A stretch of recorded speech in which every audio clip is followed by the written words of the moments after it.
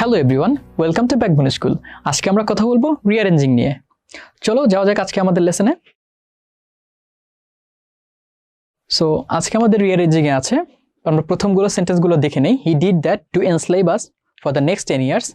He is also known as Bangabandhu. He is called the father of the nation of Bangladesh. He led the language movement of the then East Pakistan in 1952 bravely.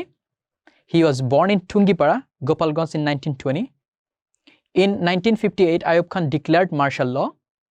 In 1966, Bangabandhu launched the 6-point movement successfully. In 1971, he gave a fiery speech at Racecourse Maidan. People were inspired by his speech so much that they jumped on liberation movement. Sheikh Mujibur Rahman was the following founder of Bangladesh.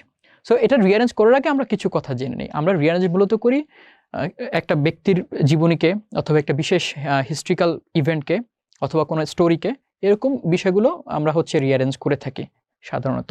So rearrange করার আগে আমাদের বুঝে নিতে হবে আমরা যেটা rearrange করছি সেটা মূলত কোন ধরনের ঘটনা। ব্যক্তির জীবন হলে তার বয়স থেকে শুরু করব, তার বার্থ থেকে শুরু করব। হিস্ট্রিক্যাল ইভেন্ট থেকে শুরু হলে তখন হিস্ট্রিক্যাল ইভেন্টের প্রথম যে অংশটা সেটা খুঁজে বের করার চেষ্টা করবো, এরপর ক্রোনোলজিক্যালি ব্যাখ্যা করার চেষ্টা করব। স্টোরি হলে স্টোরির মূল কথা কি, কোথা থেকে শুরু হয়েছে, কোথায় গিয়ে এটার মেসেজ দিয়েছে, সেই কথাগুলো ফাইন্ড আউট করে বলার চেষ্টা করব। সো যেহেতু আমরা এটা দেখে বুঝতে পারছি এটা মূলত শেখ মুজিবুর রহমানের জীবনীকে কিছুটা টাচ করেছে এবং বাংলাদেশের স্বাধীনতার যেই হিস্ট্রি সেটাকে একটুখানি টাচ করে গিয়েছে, সুতরাং আমরা সেই ধারাবাহিকতা আমরা এটাকে ফলো করার চেষ্টা করব। সো আমরা আরেকবার পড়ে যাই এবং সেখান থেকে খুঁজে বের করার চেষ্টা করি কোনটি দিয়ে আমাদের সেন্টেন্স শুরু হবে এবং কিভাবে এই সেন্টেন্সগুলো সাজাবো। ওকে, সো যাওয়া যাক। আমরা দেখতে পাচ্ছি এখানে আমাদের বঙ্গবন্ধু শেখ মুজিবুর রহমানের কথা বলা আছে, তার জন্মসাল দেয়া আছে এবং কোথায়, এবং সে কি কাজ করেছে, তাকে কি বলা হয় সেগুলো বলা আছে।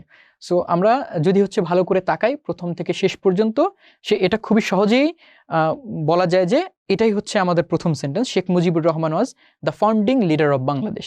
সো তাকে প্রথম সেন্টেন্সে আমরা ইন্ট্রোডিউস করে দিচ্ছে। সো এক্স হবে গিয়ে আমাদের সেন্টেন্স 1। আমরা 2 এর দিকে তাকাই, এরপরে আমরা কোথায় যাব? He did that to enslave us for the next 10 years, এটা হবে না। He is also known as Bangabandhu, এটা ঠিক পরে হবে না, এরপরে অন্য কিছু হতে পারে। He is called the father of nation of Bangladesh, এটাও তার সাথে রিলেটেড কিন্তু ঠিক এটার পরে হবে বলে মনে হচ্ছে না। He led the language movement of the then East Pakistan in 1952 bravely, এটাও হচ্ছে না ঠিক পরে। He was born in Tungipara Gopalganj in 1922, যেহেতু ইন্ট্রোডাকশনের পরে তার জন্মসাল ক্রোনোলজিক্যালি আসা উচিত, সুতরাং এটা দ্বিতীয় সেন্টেন্স হবে।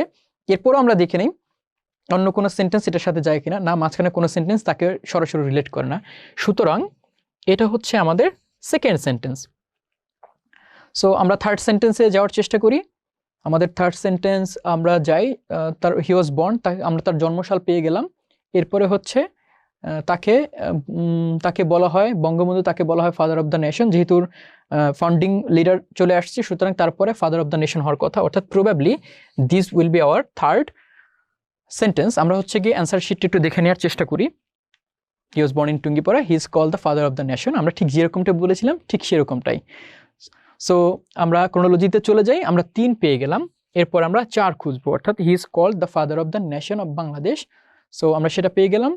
এরপরে ধারণা করা যায় যে he is also known as Bangabandhu, এটা হওয়ার সম্ভাবনা বেশি, কারণ অন্য কিছু সরাসরি আর পরের সেন্টেন্সকে রিলেট করছে না, সুতরাং আমরা এটা ফোর্থ সেন্টেন্স হিসেবে পাচ্ছি।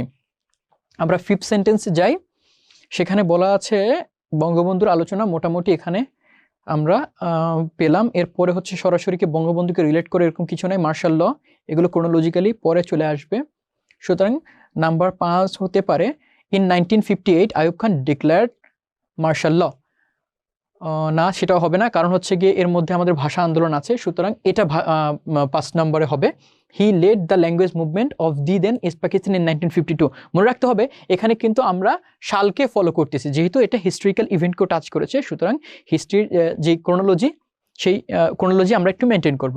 সো 1952, এরপর 1958, 1956, 1957, যদি এর মাঝে অন্য কোনো কথা সরাসরি রিলেট না করে। তো আমরা পেয়ে গেলাম আমাদের 5 নম্বর, he led the language movement of the then East Pakistan in 1952 bravely. এরপরে 52 সালের পরে আমরা অন্য কিছু পাচ্ছি না, এরপরে পাচ্ছি 1958 Ayub Khan declared martial law, Ayub Khan martial law জারি করলেন 1958-এ। সুতরাং আমরা পেয়ে গেলাম আমাদের 6 নাম্বার সেন্টেন্স। নাম্বার 7-এ 66 বঙ্গবন্ধু লঞ্চ 6 পয়েন্ট মুভমেন্ট, 71 হওয়ার চান্স নাই, এটা হওয়ার সম্ভাবনা নাই। আমরা উপর একটা বাদ রেখে গেছি, he did that to enslave us for the next 10 years. Ayub Khan 1958 সালে মার্শাল ল জারি করেছে, যেটা করেছে আমাদেরকে 10 বছর ধরে এনস্লেভ করে রাখার জন্য, আমাদেরকে দাস বানিয়ে রাখার জন্য, আমরা যেটা জানি। সুতরাং নাম্বার 6-এর পরে নাম্বার 7 হচ্ছে এটা। এখন number 8, in 1966 Bangabandhu launch 6 point movement, আমরা 6 দফা আন্দোলনের কথা জানি।